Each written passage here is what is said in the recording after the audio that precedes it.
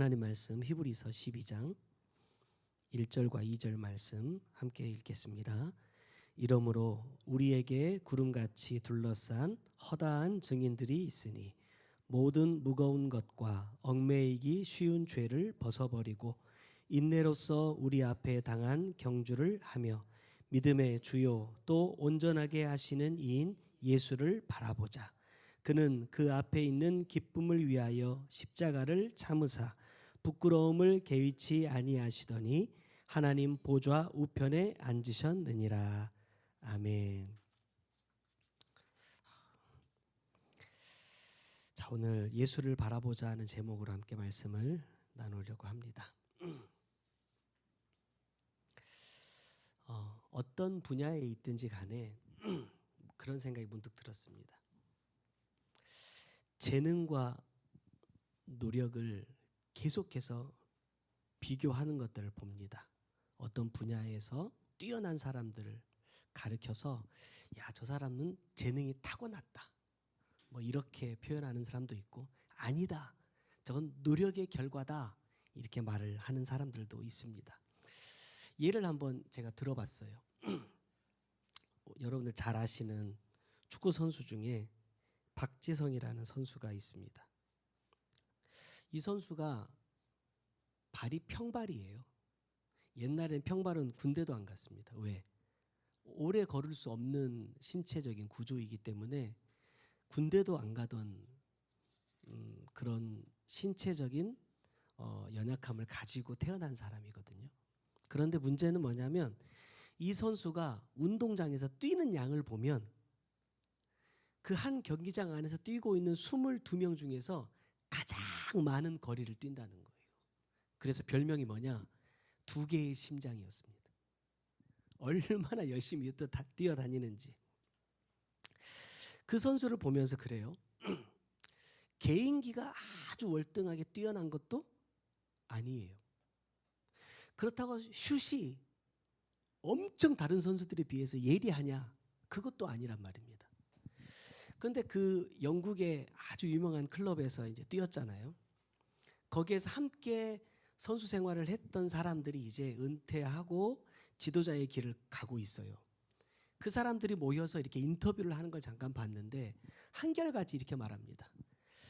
박지성 선수가 뛰었던 그 경기하는 그 모습을 가지고 유소년 선수들의 훈련 교본을 만들어야 된다 그래요. 이해가 안 되죠. 어떤 세계적으로 이름만 대도 알만한 그런 훌륭한 선수들이 아니라 저기 동양의 아시아에서 온 이름 모르던 이 선수를 가지고 유소년 선수들이 어떻게 이 경기장에서 플레이를 해야 되는지 이 선수를 가지고 교본을 만들어야 된다는 거예요. 이유는 한 가지입니다. 이 사람 한 사람만 보면 세계적인 탑 클래스의 선수는 아니에요. 그런데 이 선수는 세계적인 탑 클래스 실력을 가진 선수들과 함께 있어도 너무나 조화를 잘 이룬다는 거예요.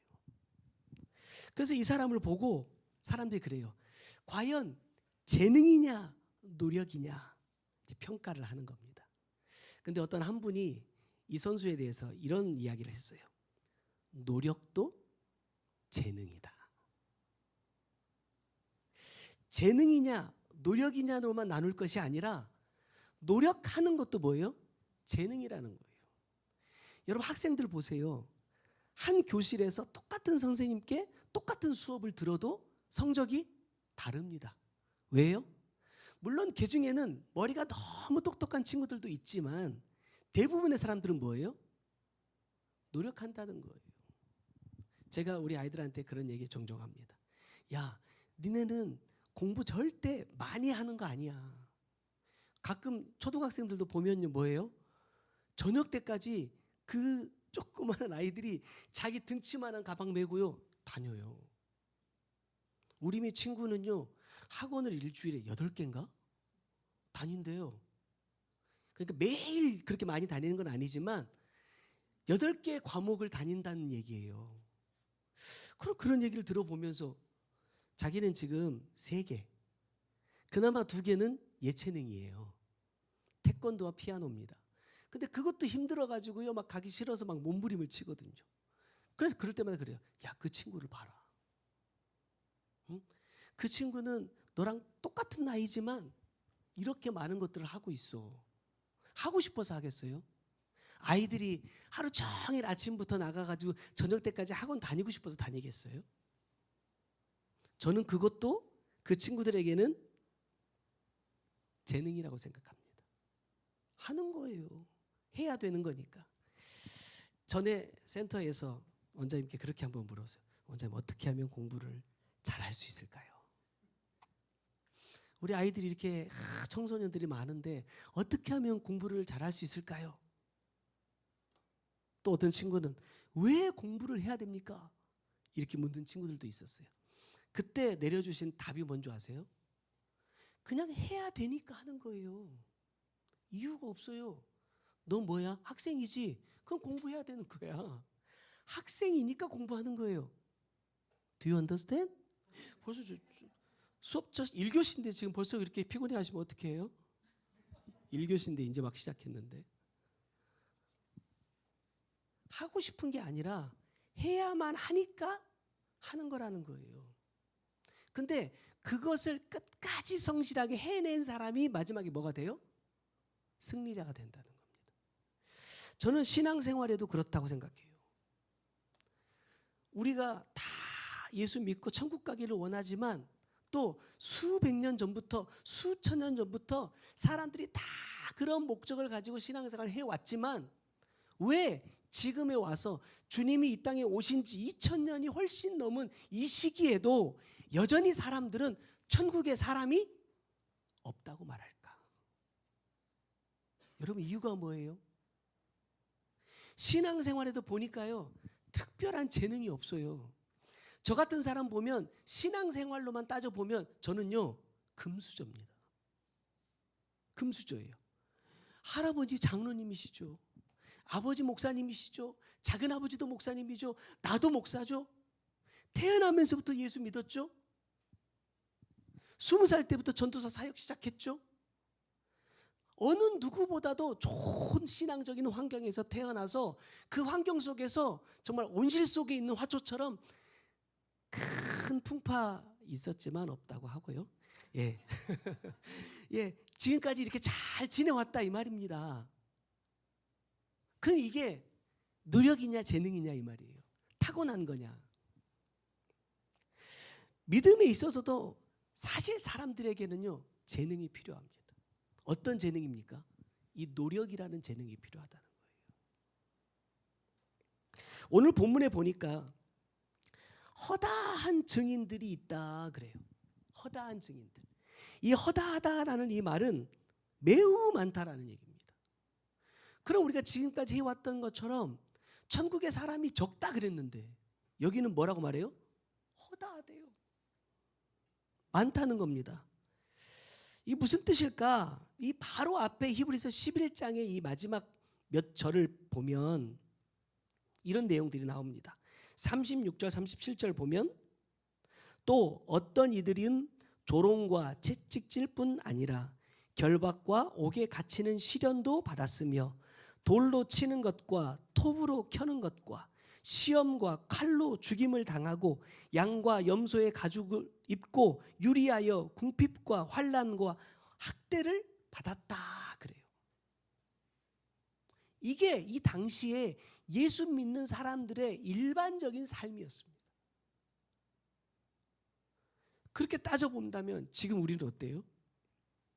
매우 편안하고 쉬운 신앙생활을 하고 있는 거예요. 그런데 보세요. 상상만 하기에도 이 무섭고 두려운 환경들을 이겨낸 사람들을 말씀하고 있는데 39절에요. 이 사람들은 이라고 말합니다. 이 사람들은 다 믿음으로 말미암아 뭘 받아요? 증거를 받았다는 거예요. 어떤 증거일까요? 그런데 문제가 있습니다. 믿음으로 말미암아 증거를 받았으나 뭘 못 받아요? 약속된 것을 받지 못했다고 말씀합니다. 여러분, 여기서 이 약속된 것은 뭐를 말하는 거예요? 구원입니다. 구원.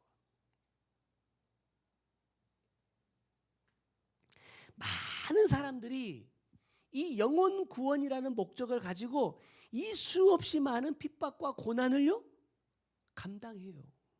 받고 있다 이 말입니다.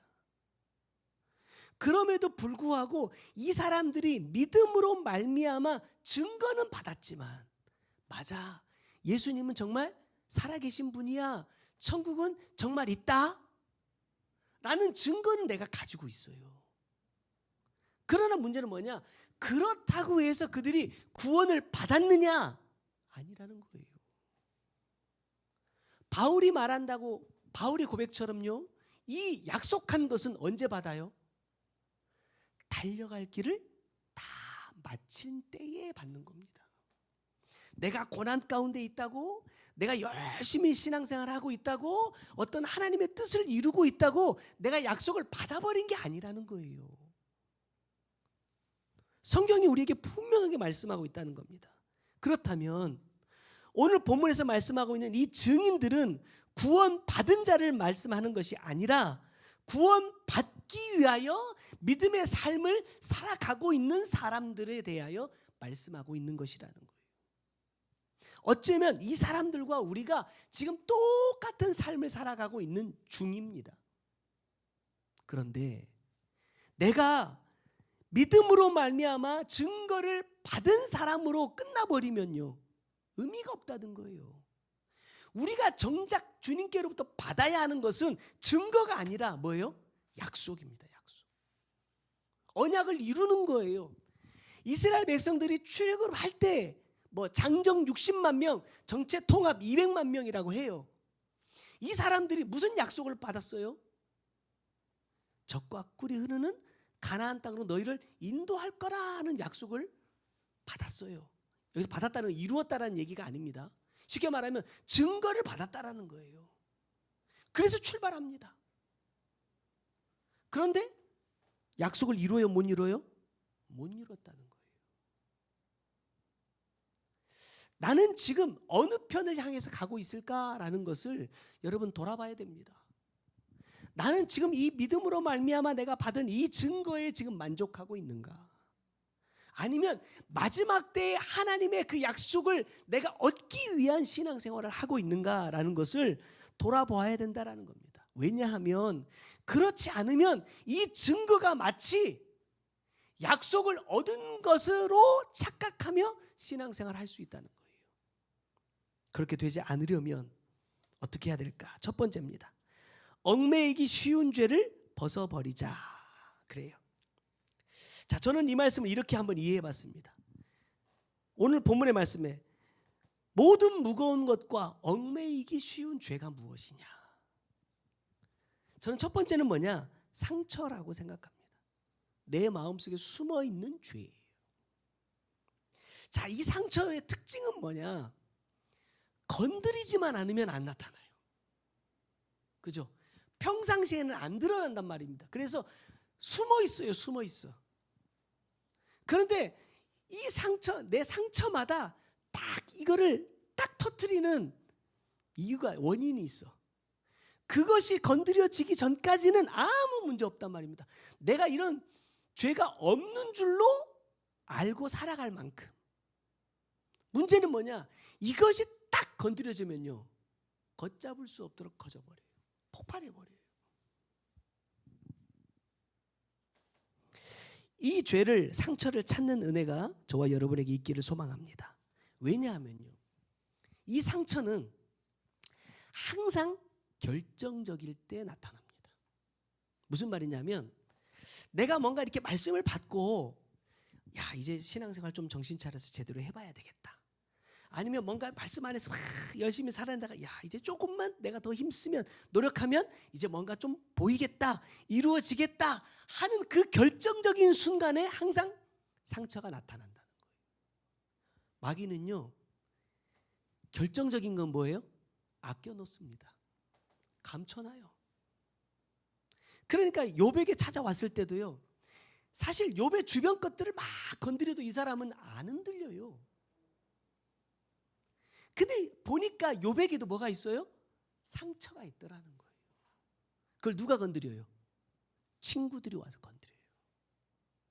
내 사랑하는 자녀, 내 모든 재산, 내 아내마저도 괜찮았어요. 그런데 정작 자기를 위로하겠다고 찾아왔던 그 친구들의 말을 통해서 그 안에 있던 상처들이 드러납니다. 나에게 이러한 상처는 없는가라는 거예요.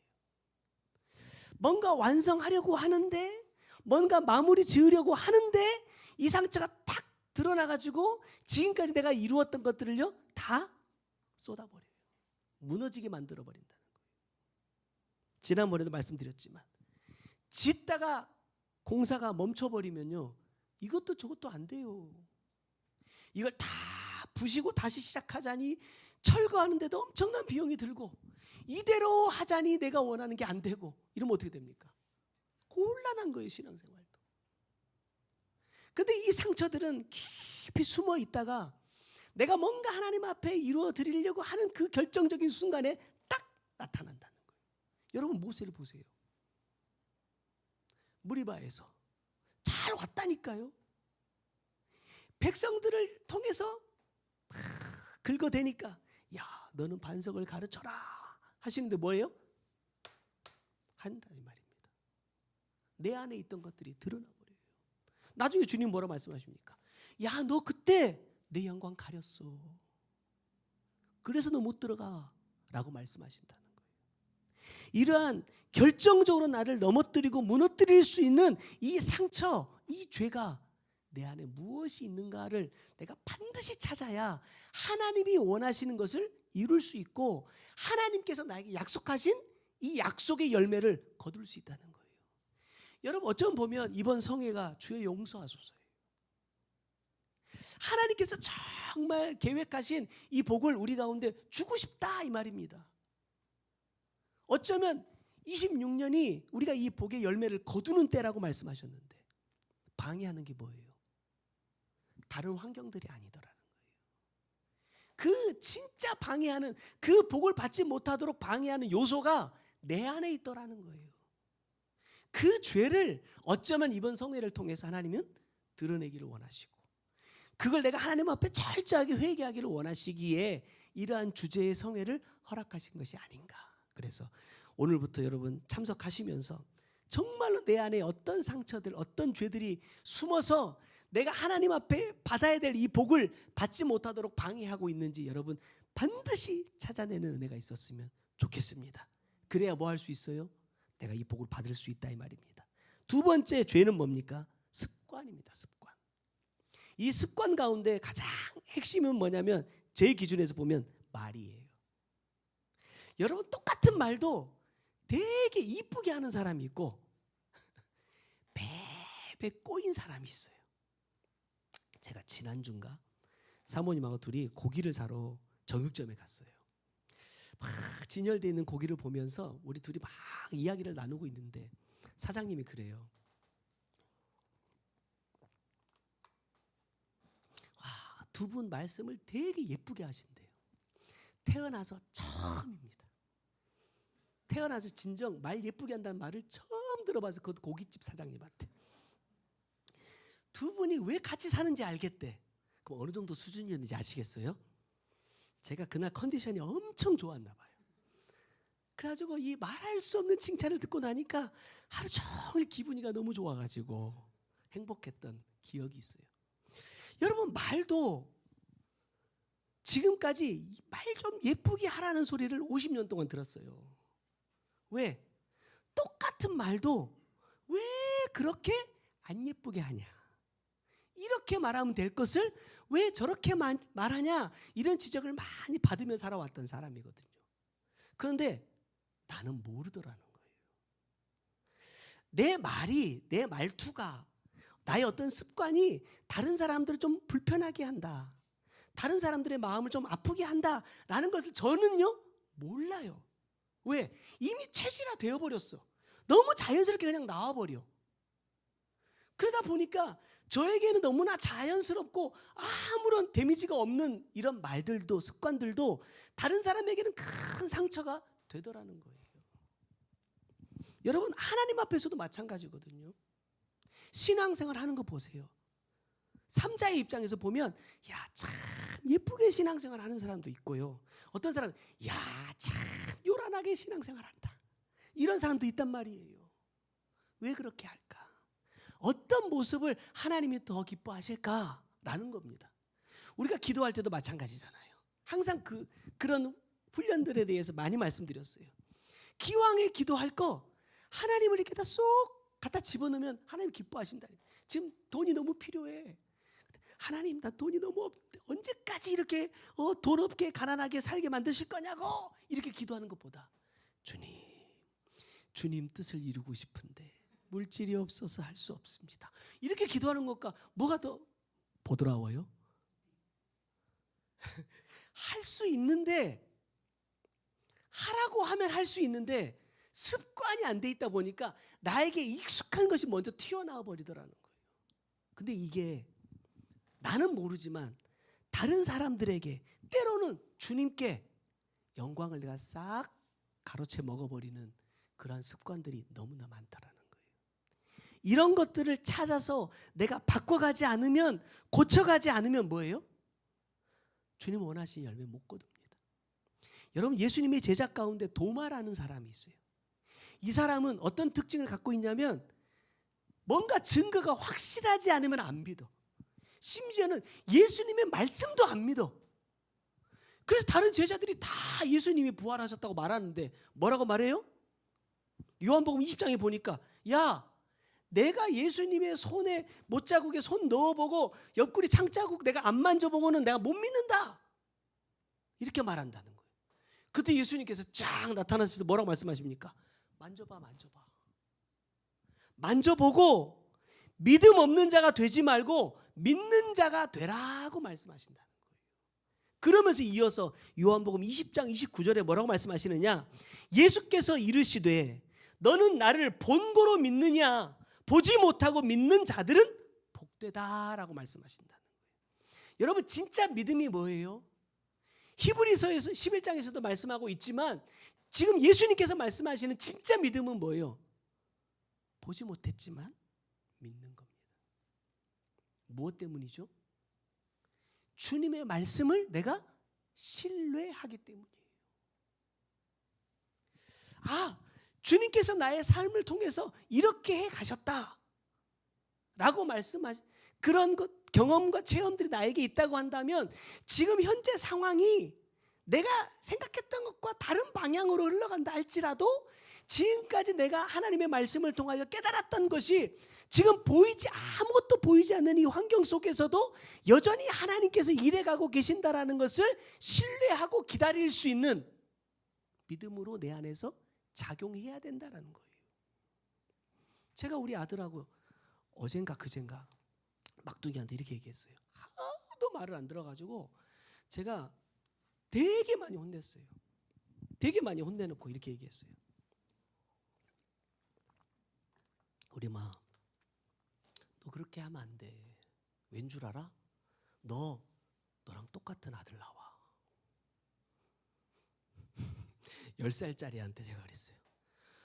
너처럼 말 안 듣고 너처럼 고집 부리고 너처럼 짜증 부리는 아들 너 낳게 돼. 지금 네가 하고 있는 그 행동이 그 씨를 뿌리고 있는 과정이야. 괜찮겠어? 너 같은 아들 나와도? 나 이렇게 얘기했어요. 이 부모가 할 말이죠. 왜? 내가 뿌린 씨잖아요.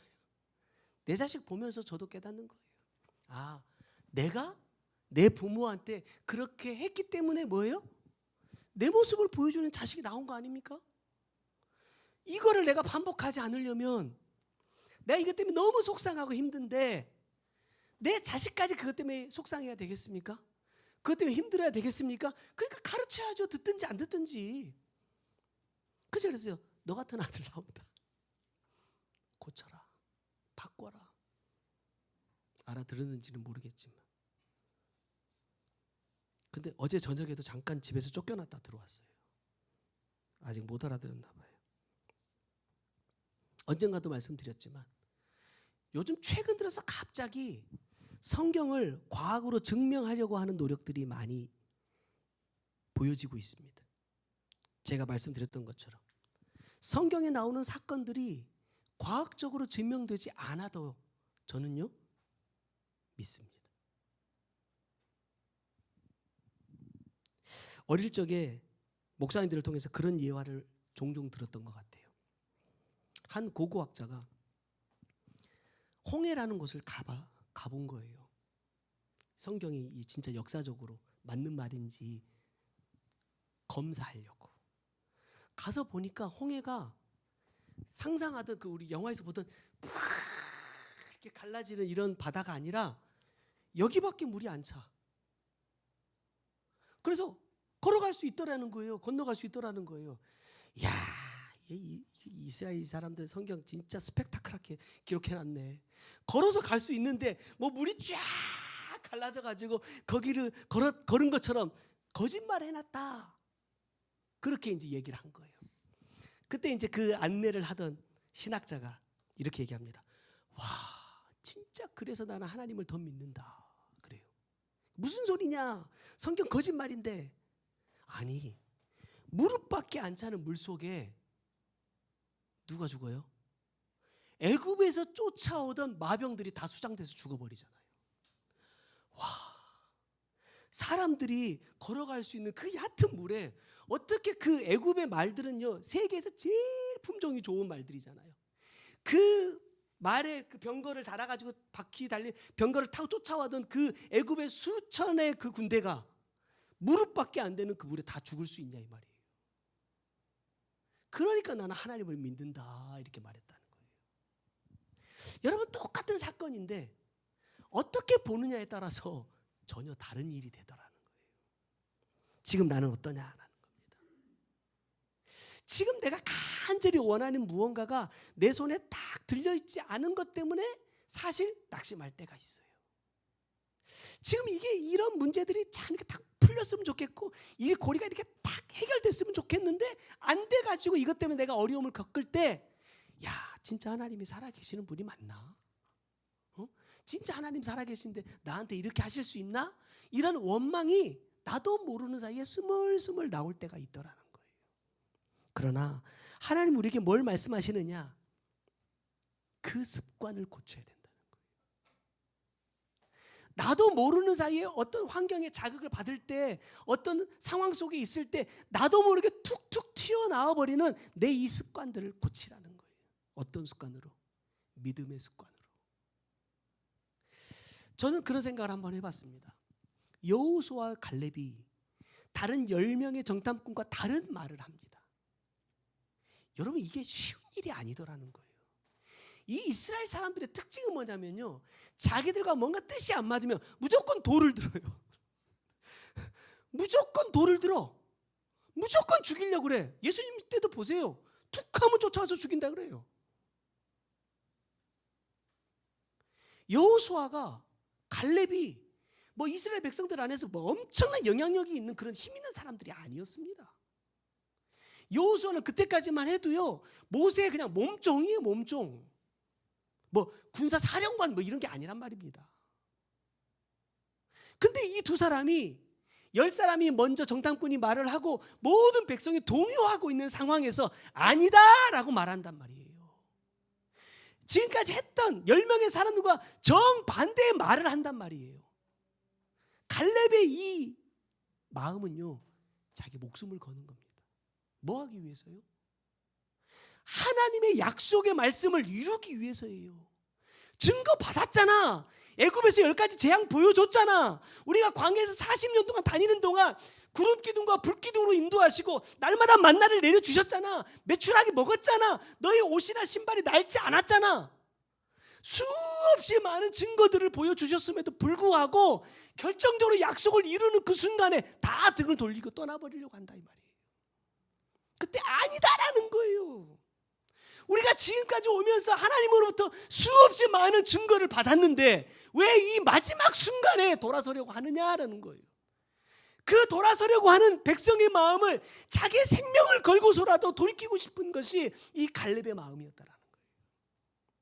그렇기 때문에 하나님 어떻게 하십니까? 그 갈렙과 여호수아가 약속을 얻게 하신다라는 거예요. 여러분 우리의 믿음은 그런 거예요. 우리가 예전에 뭐 초대교회에 비해서 너무나 서두에 말씀드린 것처럼 평안하고 행복한 신앙생활을 하고 있는지는 모르겠지만 적어도 하나님은 우리가 하나님의 약속을 이루기 위해서는요, 그러한 마음은 가지고 있어야 된다는 거예요. 내 눈에 보이지 않더라도, 그것이 내 손에 지금 쥐어지지 않더라도 하나님은 살아계신다, 하나님의 그 말씀은 반드시 이루어진다라는 확신을 내 안에 가지고 내 안에 그것을 방해하는 죄들을 찾아내고 뽑아내는 것이 우리가 해야 할 몫이라는 거예요. 내가 그러한 삶을 살아간다면 하나님의 때에 하나님의 방법으로 반드시 하나님의 말씀을 이루실 것이다 라는 그 믿음을 우리가 가지고 있어야 된다는 겁니다. 자, 두 번째는 뭐냐? 인내로서 우리 앞에 당한 경주를 하며 그랬어요. 자, 보통 인내한다라는 이 단어를 사전에서 찾아보니까 어려움을 참고 견디는 것이다 라고 답을 주더라고요. 오늘 본문에서는 뭐라고 말씀하시느냐? 목표를 향해서 계속해서 나아간다라는 뜻이라는 거예요. 여러분, 인생의 밑바닥을 팍 치는 사람들 중에 두 부류가 있더라고요. 한 사람은요, 내 마음과 몸을 닫아버려요. 그래서 방으로 들어가 버려. 문을 걸어 잠그고 나오질 않아. 자기만의 세상 속에서 그냥 살아가는 사람들이 있는가 하면 어떻게든 그 환경에서 벗어나기 위해서, 제가 보니까 어떤 연예인 이야기던데 한때 대한민국에서 다 알아주던 사람이었대요. 근데 어느 순간 방송에서 안 찾아줘. 자기를 캐스팅을 안 해줘. 그러니까 몇 년 사이에 잊혀진 사람이 돼버린 거예요. 그러니까 자존감도 떨어지고 막 삶에 의욕이 없어가지고 자기만의 공간으로 들어갔었대요. 근데 그곳에서 가만히 생각해보면 이러다가 나 큰일 나겠다 라는 생각이 드니까 뭐부터 시작했느냐? 알바부터 시작해달라는 거예요. 야, TV만 틀면 나오던 그 연예인이 커피숍에서 커피 타고 있고 고깃집에서 불판 닦고 있고, 여러분 이게 쉽지 않잖아요, 그 사람의 입장에서. 그런데 그렇게 그 틀에서 벗어나서 나와서 활동을 하다 보니까 다시 자신감이 생기더라. 그런 인터뷰 내용을 잠깐 읽어봤습니다. 그래서 다시 연기에 도전해보고 싶은 마음이 생겼다라는 이야기를 하더라고요. 그 사람 보면서 그랬어요. 과연 우리의 신앙생활도 그럴까라는 거예요. 뭔가 조금 해보다가 몇 년 해보다가 안 되면요, 그냥 버려두는 기도들이 여러분 너무 많지 않습니까? 야, 내가 지금 몇 년 동안 이거 가지고 기도했는데 안 되니까 아이 모르겠다, 그냥 하나님이 하시려면 하시고 말라 말아, 그냥 버려두고 또 다른 새로운 기도거리를 찾고 있지는 않느냐 이 말이에요. 하나님이 우리에게 기도하게 하셨다라는 것은, 하나님께서 우리에게 말씀하셨다라는 것은 뭐예요? 이루시겠다라는 거예요. 다만 내 때가 아니라 하나님의 때에 이루시겠다라는 거라는 거예요. 그러면 내가 포기하지만 않으면, 내가 놓아버리지만 않으면요, 이루어진다니까요. 근데 내가 그것을 기다리고 있느냐라는 거예요. 그 인내의 시간을 그냥 한쪽에 처박혀가지고 아이고 빨리 지나가야지 라고 내가 그냥 웅크리고 있는 사람이냐, 아니면 그것을 이루기 위해서 내가 그 목표를 향해서 움직이고 있는 사람이냐 이 말이에요. 여러분, 우리 신앙생활의 목표가 뭡니까? 히브리서 12장 2절에 보니까 믿음의 주요 또 온전하게 하시는 이인 예수를 바라보자 그랬어요. 저는 이게 우리 신앙생활의 목표라고 생각합니다. 예수를 온전하게 바라보는 것이 우리 그리스도인들에게 목표예요. 그것이 되면 3절에 뭐라고 말씀하시느냐? 너희가 피곤하여 낙심하지 않기 위하여 죄인들이 이같이 자기에게 거역한 일을 참으신 일을 생각하라 그랬어요. 너만 힘든 거 아니고, 너만 괴로운 거 아니고, 너만 인내하는 건 아니다. 누구도 하셨어요? 주님도 하셨다는 거예요. 주님도 아버지의 뜻을 이루기 위해서 그렇게 하셨어. 너도 조금만 더 견뎌. 너도 조금만 더 인내해. 다른 성경에 보면 환난은 인내를, 인내는 연단을, 연단을 소망을 이룬대요. 내가 인내하기만 하면 하나님은 반드시 이루신대요. 그 말씀이 지금 내 안에서 살아있냐 이 말이에요. 그 말씀을 내가 지금 붙잡고 신앙생활을 하고 있느냐 이 말이에요. 우리의 목표가 예수 그리스도시고 우리가 인내해야 할, 나아가야 될 길이 뭐예요? 예수님께서 걸어가신 십자가의 길이다 이 말입니다. 우리를 홀로 가라고 말씀하지 않고 내가 너처럼 지금 다 겪으면서 갔어. 너도 따라오기만 하면 돼 라고 말씀하신다는 거예요. 뒤로 쭉 가보면 12절 13절에 그러므로 피곤한 손과 연약한 무릎을 일으켜 세우고 너희 발을 위하여 곧은 길을 만들어 저는 다리로 하여금 어그러지지 않고 고침을 받게 하라 그랬어요.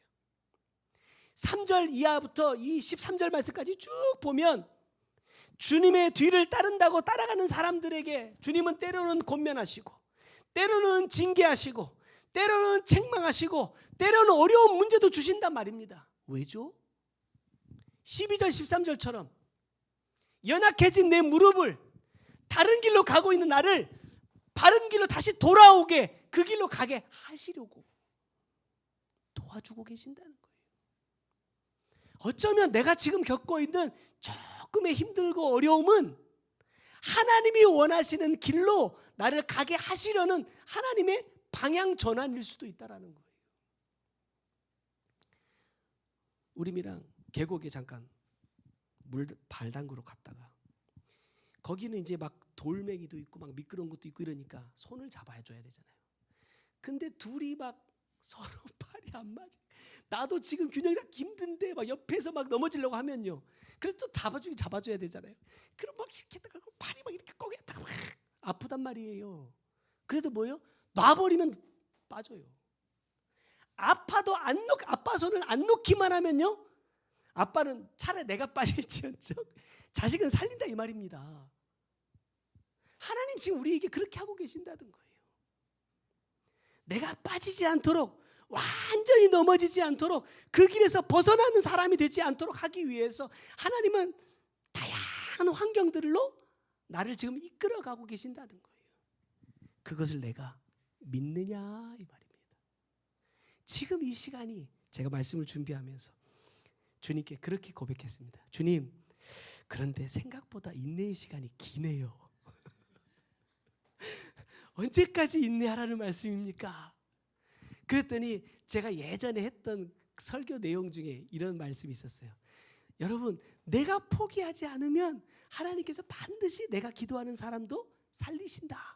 제가 했던 설교거든요. 하나님 그걸 딱 생각나게 하시는 거예요. 야, 너만 포기하지 않으면 돼. 되게 길게 느껴지는 거예요. 되게 힘들게 느껴지더라고요. 주님께서 다시 한번 저에게 힘을 주시려고 주신 말씀인 것 같아요. 뭐냐? 놓치지만 않으면, 네가 포기하지만 않으면, 야, 잠깐 조금 보여진 그 증거에 만족하고 살지 말고 하나님의 약속이 이루어질 수 있도록, 내가 약속한 것을 네 두 손에 줄 수 있도록 조금만 더 뭐 하자? 인내하자 라고 주시는 말씀이었습니다. 사랑하는 성도 여러분, 내가 이렇게 말할 자격이 있는지 모르겠지만 인내합시다. 주님의 약속이 이루어질 때까지 인내하는 저와 여러분이 꼭 되셨으면 좋겠습니다. 하나님이 우리에게 주실 선물이 뭔지 잘 모르겠어요. 안 보여요. 안 보이지만 그래서 뭐 할 수 있냐? 내 믿음을 하나님 앞에 증명할 수 있는 기회더라. 하나님이 어떤 약속을 이루실지는 모르지만 이루어 주실 것이라고 믿고 인내해보자. 하나님께서 반드시 이루실 줄로 믿습니다. 기도하겠습니다. 사랑하는 주님, 감사합니다. 평생을 예수를 믿는 사람으로 살았음에도 불구하고 주님, 나는 아직도 여전히 주님을 너무나 모르는 사람입니다. 주님의 마음을 알지 못하기에, 주님의 뜻을 헤아리지 못하기에 여전히 내 삶 속에서 불쑥불쑥 드러나는 악한 상처와 습관들이 있습니다. 하나님의 말씀을 끝까지 기다리지 못하고 인내하지 못하고 보여달라고, 느끼게 해달라고, 내 손에 채워달라고 수없이 하나님 앞에 요구하며 신앙생활을 하고 있는 주님, 나 자신이 너무나 부끄럽지만 다시 주님 앞에 엎드립니다. 이 믿음 없는 자를 주님, 나의 이 연약한 무릎을 다시 일으켜 주셔서 하나님 곧은 길로 가게 하시고 다시 힘을 내어서 인내하며 내 목표인 예수 그리스도를 온전히 볼 수 있는 그 자리로 계속해서 나아갈 수 있는 우리 모두가 꼭 될 수 있도록 주님 역사하여 주옵소서. 특별히 오늘부터 시작되는 이 귀한 성회를 통해서 하나님께서 이 뜻을 이루어 가실 줄로 믿습니다.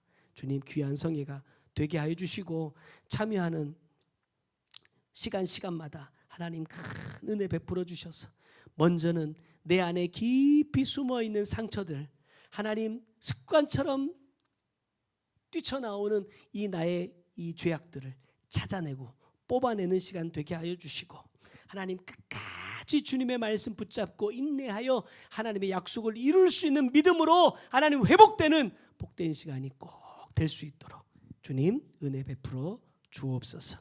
귀한 예물 주님 앞에 올려드립니다. 아버지 뜻대로 사용하여 주옵소서.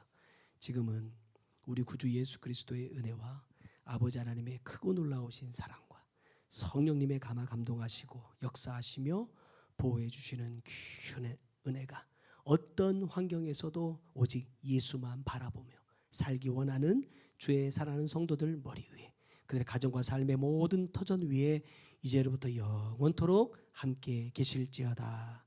아멘. 주께서 친히 내 손 붙잡아 주시며 내 걸음마다 늘 인도하셨네. 험한 세월 다 지나보내고 따뜻한 품에 날 안아주신